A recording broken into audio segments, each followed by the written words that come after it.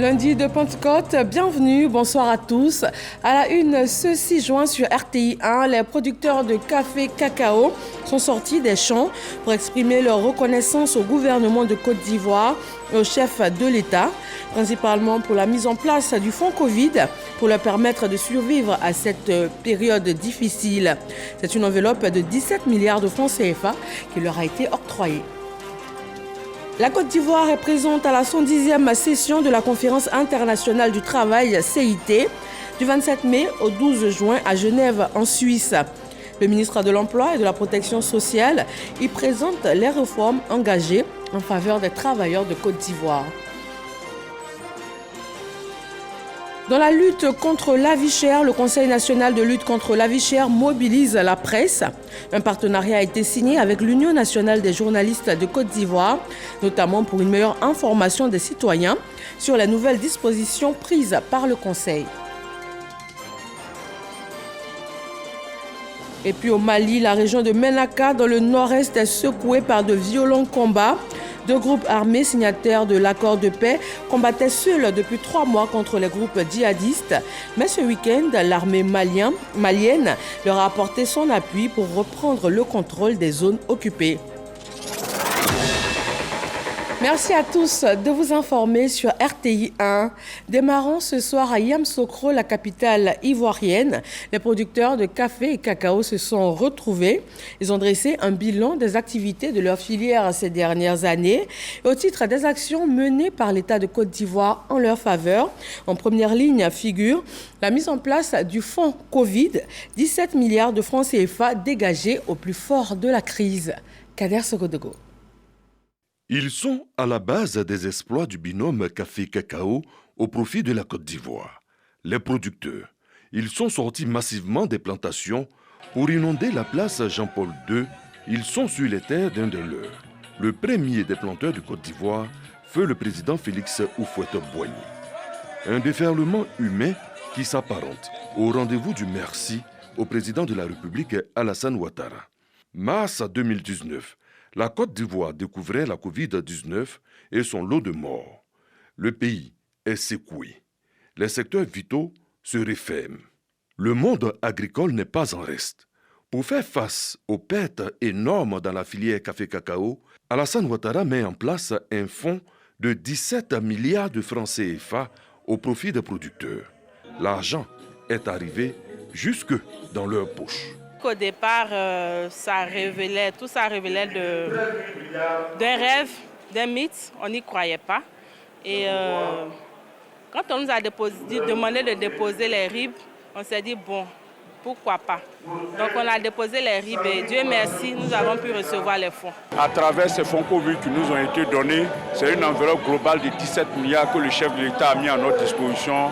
Nous avons le grand plaisir de venir le célébrer aujourd'hui et lui dire merci pour ses efforts pour nous les planteurs de café-cacao. Vous avez vu cette pandémie qui nous a tous fatigués. Le président n'est pas resté indifférent.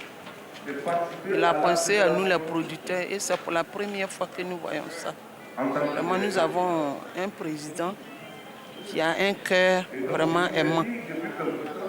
Et comme on le dit toujours, derrière un grand homme, il y a toujours une grande dame. Moi, je dois remercier le président et surtout sa femme. Yamoussoukro se voulait le rendez-vous de la gratitude. Lors du dîner Children of Africa de la première dame, j'ai eu personnellement à lui dire que, Monsieur le Président, nous sommes vraiment fiers de tout ce que vous êtes en train de faire. Et il a dit qu'il espère que nous allons faire plus que lui. Et nous, aujourd'hui, en tant que jeunes cacaoculteurs, en tant que la relève de la cacaoculture, nous devrons suivre ses pas, nous devons suivre ses traces et nous devons faire de la Côte d'Ivoire le premier pays transformateur de cacao. Très content pour les nombreuses réalisations du président Alassane. Il faut vraiment qu'on sorte pour lui remercier, pour lui tenir information des bienfaits qu'il a fait dans le domaine café-cacao. Il faut qu'il sache. Je suis heureux pour une première fois qu'un gouvernement, où je peux dire, le chef de l'État nous promet quelque chose en tant que producteur et puis on perçoit, on n'a qu'à lui dire merci. Cette cérémonie s'est tenue en présence du Premier ministre Patrick Achi et des ministres d'État Téné Birahima Ouattara et Kobena Kwasi Adjoumani. L'artiste Sidiki Diabaté, qui aime bien le café et le chocolat, était aussi dans la place. Et voilà des producteurs heureux de l'appui reçu du gouvernement ivoirien pendant la crise de la Covid-19. Mais le virus continue de circuler. Voyons le point en ce jour.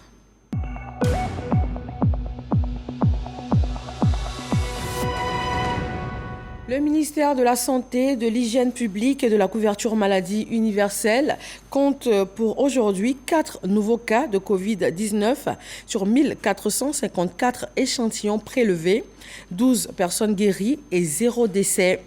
13 115 307 doses de vaccins ont été administrées du 1er mars 2021 au 5 juin 2022. Et le ministère de la Santé qui travaille à harmoniser le financement de ses activités. En pole position, la prise en charge du couple mère-enfant dans toutes les formations sanitaires de Côte d'Ivoire. Le ministère se réjouit des résultats obtenus grâce notamment à la Banque mondiale avec un taux de décaissement de 70%. Franck Quadio. L'objectif de développement du SPARC Santé est d'améliorer l'utilisation et la qualité du service de santé de manière à réduire la mortalité maternelle et infantile en Côte d'Ivoire. 30 mois après la mise en œuvre de ce cadre harmonisé de financement, les acteurs peuvent tirer des conclusions à mi-parcours. Nous avons ainsi, Monsieur le ministre, abordé les problématiques du financement de la santé sous l'angle de la charge stratégique, les différentes réformes de santé, les défis de la santé de la mère et de l'enfant, la problématique de l'information sanitaire, la gouvernance, la problématique de l'accroissement de la demande de soins. Ce volet opérationnel des réformes clés du secteur de la santé en Côte d'Ivoire bénéficie du soutien de la Banque mondiale. Vous avez parlé d'un financement additionnel, d'un besoin de financement qui reste, et bien sûr nous allons le considérer parce que nous pensons que c'est vraiment un des chantiers prioritaires pour la Côte d'Ivoire et d'essayer d'assurer cette couverture médicale universelle et de la faire fonctionner pour le bien de la population. Donc on sera très heureux de continuer à vous accompagner dans ce cadre-là. Pour le ministre de la Santé, le bilan est jugé satisfaisant et doit être un catalyseur pour continuer le projet afin d'offrir un service de qualité aux populations. Relativement à l'enrôlement des populations dans la CMU, et surtout les ménages économiquement faibles, force est de constater que nous n'avons pas assez utilisé les opportunités de ce financement pour accélérer donc la mise en œuvre de la CMU. Ainsi, en lien avec mon collègue, ministre de l'Emploi et de la Protection sociale, nous allons travailler ensemble pour identifier toutes les activités à soumettre au financement du projet pour accroître le bénéfice des populations dans la couverture maladie universelle. Des missions d'évaluation ont été effectuées dans plusieurs villes du pays afin de se rendre compte de l'impact de ce projet sur les populations. À Genève, en Suisse, la Côte d'Ivoire participe à la 110e session de la Conférence internationale du travail. Le ministre de l'Emploi et de la Protection sociale a présenté les réformes engagées par le pays pour une politique sociale en faveur des travailleurs. Et le ministre a sollicité et obtenu l'appui du BIT, le Bureau international du travail, pour la mise en œuvre de ce programme. Serge Coléa est notre envoyé spécial sur place. La 32e conférence interafricaine de la prévoyance sociale a permis à la délégation ivoirienne de mettre en lumière les réformes engagées pour dynamiser la politique de sécurité sociale en Côte d'Ivoire. Des actions fortes menées depuis 2012 pour le bien-être des assurés sociaux. Grâce à toutes les réformes, la CNPS se porte très bien. Les travailleurs indépendants qui n'étaient pas pris en compte dans le système de sécurité sociale, le président de la République a bien voulu que depuis 2019, on puisse les prendre en compte et ce système est opérationnel à ce jour. Donc ce sont toutes ces expériences qu'on a échangées avec les autres et pour lesquelles il a été décidé qu'il y ait une réunion pour que les autres puissent bénéficier de l'expérience de la Côte d'Ivoire. Les institutions de prévoyance sociale ont connu des avancées significatives.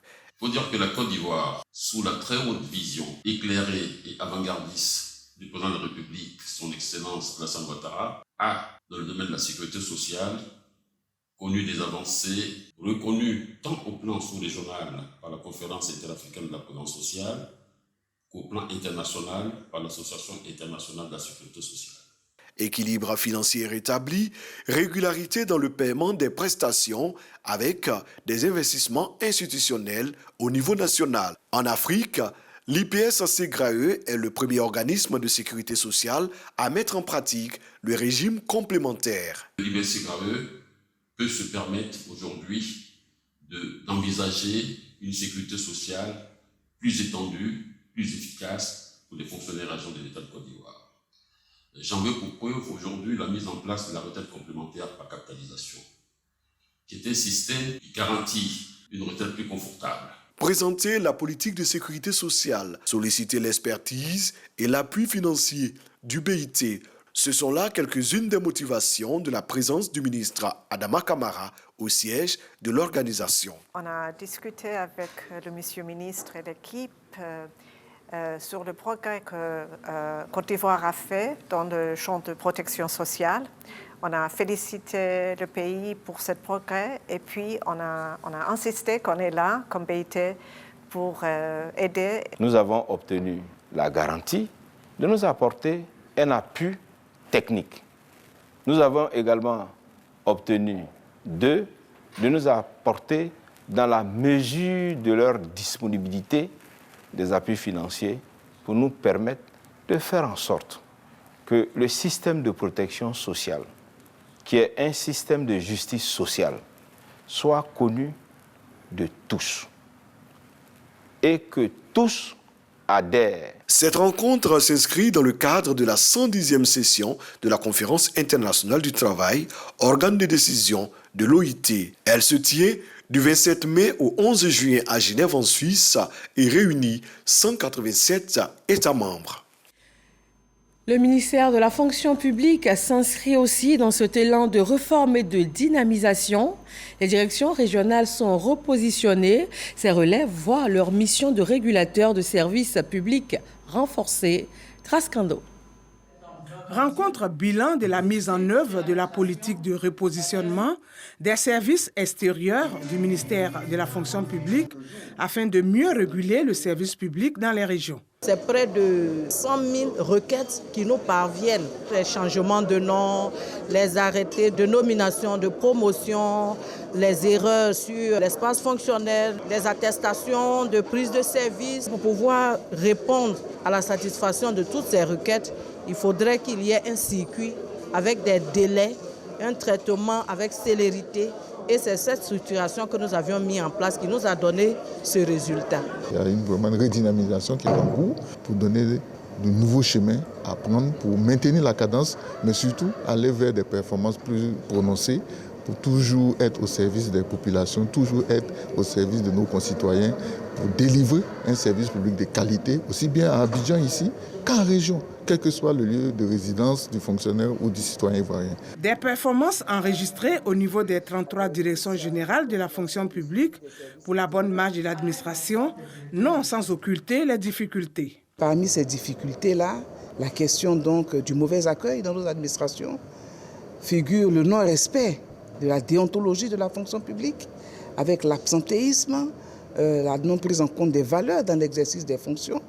Nous avons également profité de cela pour revenir sur notre engagement à lutter contre la corruption, contre les extorsions de fonds, pour la qualité de nos services, notamment en matière de recrutement, en matière d'organisation des concours administratifs et des concours d'entrée à l'ENA. Nos directeurs régionaux qui doivent être les relais de cette lutte en région, que notre administration soit un modèle et un exemple de l'Ivoirien nouveau tant souhaité par le président de la République. Pour motiver les directeurs régionaux aux bonnes pratiques, la ministre Annou Loto annonce l'instauration de 5 prix spéciaux basés sur la performance. Ces prix seront décernés entre le 20 et 24 décembre prochain dans les localités qui auront été retenues. Un plaidoyer et une implication plus accrue des autorités ivoiriennes sont nécessaires pour lutter efficacement contre la traite ou le trafic des personnes. Ce sont là les conclusions tirées par l'ONG Côte d'Ivoire Prospérité. Et elle précise qu'après la drogue et la vente d'armes, la traite des personnes est le phénomène qui a le plus d'impact sur notre société. Franck Kouadio. En mot de témoignage, une jeune Nigériane victime d'abus et d'esclavage sexuel après qu'on lui ait fait miroiter l'Eldorado ivoirien. Des cas comme elle, identifiés de plus en plus, certains présents dans des centres d'accueil et d'autres encore prisonniers dans des aventures ambiguës. Activiste aujourd'hui, Hervé a vécu de pires moments d'esclavage il y a quelques années à l'étranger. J'ai été vendu, et je suis devenu un esclave. Et sans vous le cacher, l'employeur lui-même a bien dit que toi, je t'ai acheté à 450 dinars, je fais de toi ce que je veux. Je faisais toutes sortes de travaux dans le désert. J'étais à la fois berger et ensuite cuisinier. La Côte d'Ivoire, comme bien du pays, est concernée par la question de la lutte contre ce phénomène social. Cette conférence a pour ambition initier un plaidoyer. La voie de plaidoyer que nous étudions pour nous faire entendre auprès du comité national de lutte contre la traite des personnes, composé de 14 ministères, dont la présidente est assurée par la primature. C'est pour ça que nous plaidons dans ce sens. Et il y a aussi les statistiques qui disent que au niveau des États-Unis, certes, nous sommes en catégorie 2, mais également l'effort n'est pas suffisamment fait par l'État de Côte d'Ivoire, par le gouvernement ivoirien. 8 millions de francs CFA ont été cependant mobilisés pour soutenir l'action des organisations publiques et des ONG. Selon le conférencier, l'autorité administrative et politique a un rôle déterminant à jouer. La Côte d'Ivoire fait des efforts pour mettre en place des lois. La Côte d'Ivoire fait des efforts pour que cette lutte-là soit effective. Mais c'est l'implication réelle. Peut-être même, il va falloir même qu'on forme beaucoup de gens à cela. Parce que c'est un thème, je dirais, nouveau. En termes d'initiative, les participants notent des dispositions réglementaires et juridiques telles la loi de 2016 qui encadre la question de la traite des personnes, sans oublier la création de sous-directions et d'un comité national de lutte. Un autre combat mené par l'État ivoirien, celui contre la vie chère. Le Conseil national de lutte contre la vie chère prend alors de nouvelles dispositions et la presse a été mobilisée pour le succès du nouveau dispositif. Un partenariat avec l'Union nationale des journalistes de Côte d'Ivoire a vu le jour. Espérance Jacalé et Cheikh Koné nous en disent davantage. Éduquer et sensibiliser les consommateurs sur les droits dont ils disposent afin de leur permettre de se défendre face à la cherté de la vie. C'est l'objectif de ce partenariat entre le Conseil national de lutte contre la vie chère et l'Union nationale des journalistes de Côte d'Ivoire. Les populations pourront désormais être entretenues à travers les différents canaux d'information. Cette rencontre a permis aux uns et aux autres d'être enrichis, de savoir qu'est-ce qui est fait au quotidien, quelles sont les mesures qui ont été prises par le gouvernement pour permettre à ce que les prix ne flambent pas, parce que vous avez vu qu'à un certain moment avec la Covid, les prix avaient tendance à prendre l'ascenseur, mais je pense qu'avec les différentes mesures qui ont été prises depuis le mois de mars, il y a eu une certaine stabilité au niveau des prix. Cela coûte énormément d'argent à l'État. Né de la volonté du gouvernement de renforcer son dispositif institutionnel, le Conseil national de lutte contre la vie chère a pour mission d'œuvrer pour la protection du pouvoir d'achat et de défense des droits des consommateurs en Côte d'Ivoire. Et nous, au Conseil national de lutte contre la vie chère, on a pour rôle d'informer les populations, de concerter avec l'ensemble des couches de la population. Et donc aujourd'hui, cette rencontre avec les rédacteurs en chef des principaux organes de presse de Côte d'Ivoire, il s'agissait donc de pouvoir avoir un échange sur les questions d'actualité, sur la lutte contre la vie chère, sur les mesures du gouvernement pour préserver le pouvoir d'achat des populations. Pour lutter contre les pratiques anticoncurrentielles et la surenchère, la législation ivoirienne prévoit 3 types de sanctions pour les commerçants, dont une amende allant de 500 000 à 100 millions de francs CFA. Les États membres de l'OAPI ont tenu leur conférence ministérielle au siège du patronat ivoirien. L'Organisation africaine de la propriété intellectuelle entend œuvrer à la promotion des indications géographiques afin de valoriser et de protéger les produits appartenant aux États membres. Espérance Jacalé et Didier Nguessan pour le reportage. Les produits de la recherche scientifique sont le résultat de travaux intellectuels d'enseignants-chercheurs. Mais pour être reconnus juridiquement comme tels, les inventions et autres procédés mis en place doivent être déclarés et protégés auprès de l'Office ivoirien de la propriété intellectuelle. L'OIPI forme à cet effet les enseignants-chercheurs de l'Université Nangui à Brogoua. Cette formation est bienvenue parce qu'elle va permettre à nos enseignants, à nos chercheurs de savoir comment protéger leurs découvertes qui sont importantes. Et donc c'est participer à un vrai développement de l'innovation dans notre institution et en Côte d'Ivoire. En cas d'usurpation de titre, le plaignant peut se rapprocher du Comité national de lutte contre la contrefaçon. Un signe comme un nom commercial se protège juste à 10 000 ou 20 000, selon que la demande est faite par une personne physique ou morale. Le design, donc la forme d'un produit, le motif d'un pagne ou d'un tapis et autres, est protégé à 80 000 francs. Les technologies se protègent à environ 590 000 francs.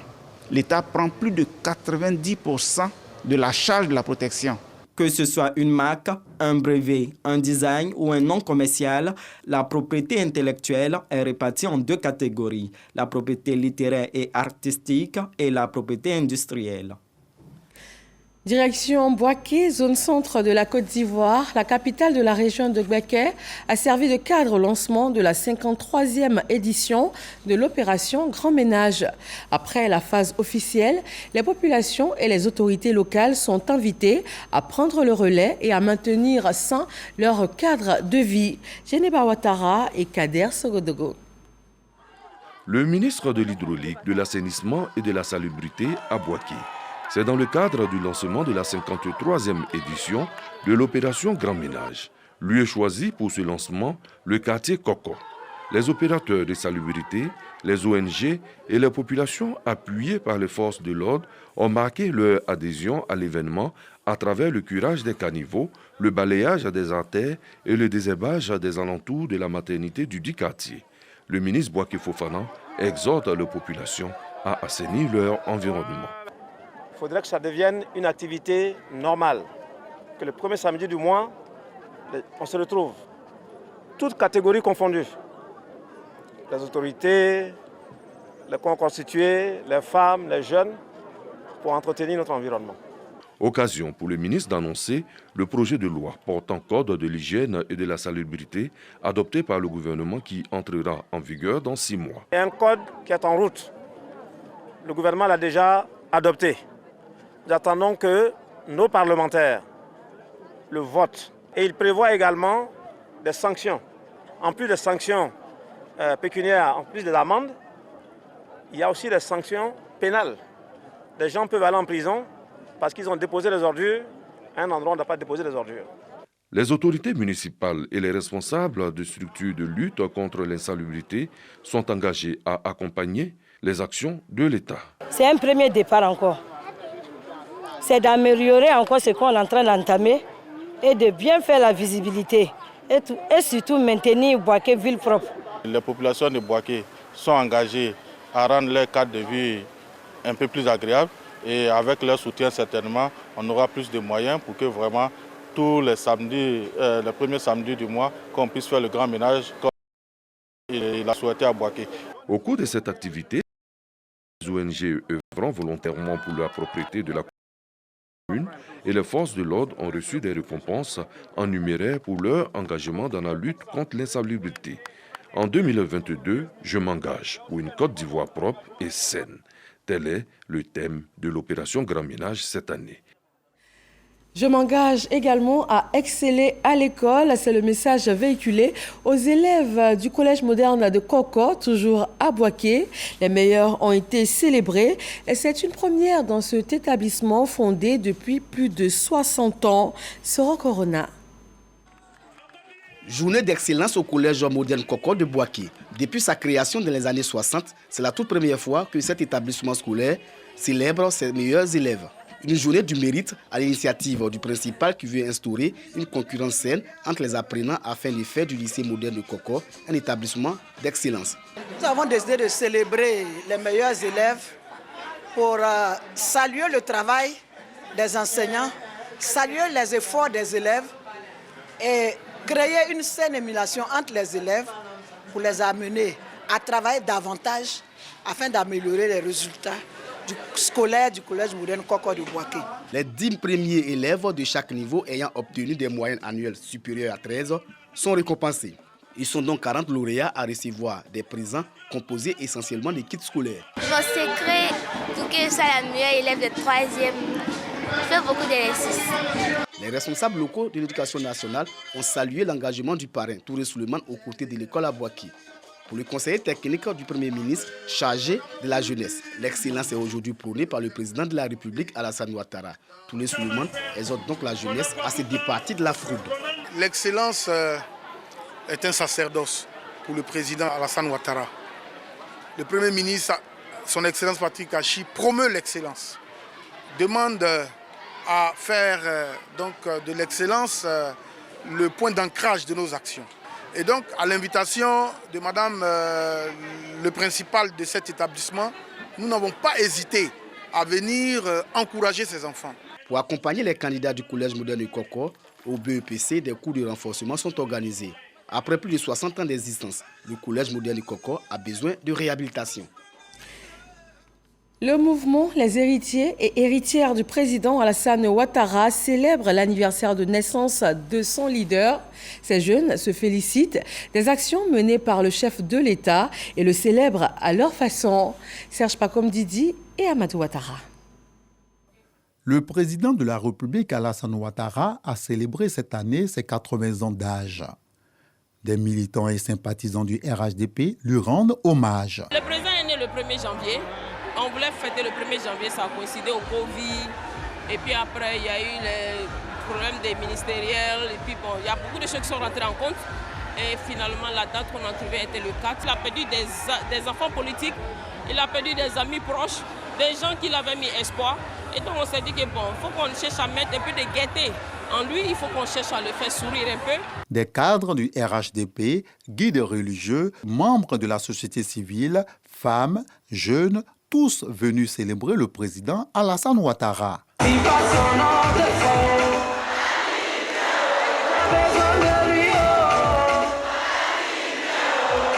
De vibrants hommages rendus également à de hautes personnalités du RHDP, proches collaborateurs du président Alassane Ouattara, arrachés à l'affection des siens tels que Amadou Gon Coulibaly, Ahmed Bakayoko et récemment Amadou Soumaro. Henriette Dagri Diabaté, Kandia Kamara, Anne Ouloto, Téné Birahima Ouattara, absents mais en leur nom, Amitungara, Lassina Ouattara d'Ilas PR et Jeanne Peumont ont reçu des distinctions pour leur fidélité au président Alassane Ouattara. Aujourd'hui, nous fêtons l'anniversaire du président de la République. C'est un grand monsieur. C'est un monsieur qu'il le faut pour la Côte d'Ivoire. Et voilà aujourd'hui, le président Alassane Ouattara a transformé la Côte d'Ivoire. Et il n'a pas encore fini. Bientôt, il y a des grands travaux qui arrivent. Joyeux anniversaire, Babadon. Joyeux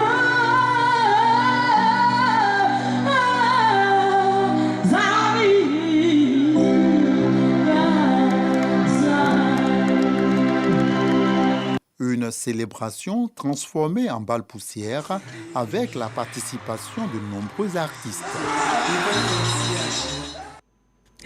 Élection du président de l'Assemblée nationale de Côte d'Ivoire. Jusqu'au dernier jour de campagne, le candidat du RHDP, Adama Bictogo, continue de déployer sa stratégie. Ce lundi, c'est avec le groupe parlementaire du PDCI RDA qu'il a eu une rencontre d'échange. Sidonie Davila. Dans sa course à la présidence de la Chambre basse du Parlement, Adama Bictogo choisit de s'engager dans une campagne de proximité. Ce lundi, veille de l'élection, le candidat du RHDP est allé solliciter le soutien de ses pairs du PDCI RDA. Le candidat nous a exposé sa vision interne du fonctionnement de l'Assemblée nationale avec une volonté ferme de faire en sorte que les députés aient plus de ressources, de moyens pour conduire leur mission, mais aussi avec l'idée que l'Assemblée nationale devienne le creuset d'une nouvelle Côte d'Ivoire. Nous avons été sensibles À ces deux arguments, nous lui avons répondu. Avoir pris note de cette vision qui colle bien avec la vision de PDC-RDA pour faire en sorte que la Côte d'Ivoire change de cap pour demain et pour nos enfants et pour les générations futures. Un message plus que rassurant pour le candidat Adama Bictogo. Nous voulons donc, dans cet élan, dans cette dynamique, retrouver avec tous les députés cette Côte d'Ivoire qui tire sa force et sa richesse dans sa diversité. Mais la diversité ne doit pas être un élément de division. Nous voulons faire de notre diversité une richesse dans cette nouvelle assemblée qui se dessinera à partir de demain. Et je veux donc m'inscrire comme le porte-étendard de cette assemblée pour porter avec eux tous les députés, ces valeurs qui donc vont habiter notre assemblée. Dans une dynamique d'une Assemblée nationale inclusive et participative, Adama Bictogo espère être élu demain au poste de président de l'Assemblée nationale. Sur la scène internationale au Mali, la région de Ménaka, dans le nord-est, est secouée par de violents combats. 2 groupes armés signataires de l'accord de paix combattaient seuls depuis 3 mois contre les groupes djihadistes. Mais ce week-end, l'armée malienne leur a apporté son appui afin de reprendre le contrôle des zones occupées. Une marche silencieuse a été organisée aujourd'hui à Ménaka par la société civile pour demander que la situation soit érigée en priorité par l'État malien et pour solliciter également l'aide de la communauté internationale. Et puis on termine avec l'ouverture ce lundi du sommet des Amériques à Los Angeles. Le président mexicain Andrés Manuel López n'est pas présent, faisant référence à l'absence de Cuba, du Nicaragua et du Venezuela, qui n'ont pas été conviés par Washington. Il a déclaré, et je cite, « Je ne vais pas au sommet parce qu'on n'invite pas tous les pays de l'Amérique. Je crois en la nécessité de changer la politique qui a été imposée depuis des siècles. » Et la Maison-Blanche de pointer du doigt le manque d'espace démocratique et de respect des droits de l'homme dans les pays cités. Voilà, merci à tous de nous avoir suivis et surtout très bonne reprise demain mardi. Bonsoir.